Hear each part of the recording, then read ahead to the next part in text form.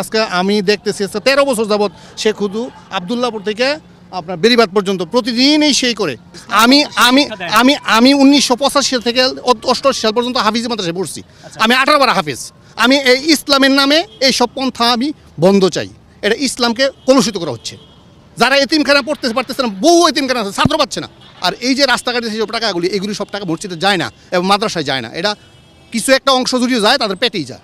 এটা এই ইসলামের নামে এটা বন্ধ করা উচিত, বন্ধ করা উচিত। দর্শক মণ্ডলী, একজন সাধারণ মানুষের বক্তব্য শুনলেন যে প্রায় দেখা যায় বিশেষ করে এই টঙ্গী এলাকা, উত্তরা, সাভার বিভিন্ন জায়গায় বিভিন্ন মাদ্রাসার নামে কিন্তু এভাবে টাকা তোলা হয়, এভাবে স্লিপ দিয়ে টাকা তোলা হয়। আপনারা যদি খুব ভালোভাবে অনুসন্ধান করেন কিংবা এখানে যোগাযোগ করেন, দেখবেন যে আসলে এদের তেমন কোনো অস্তিত্ব পাওয়া যায় না এবং দীর্ঘদিন ধরে তারা এই কাজটি করে থাকে। আমরা আজকে দেখা যাক শেষ অবস্থা কী দাঁড়ায়।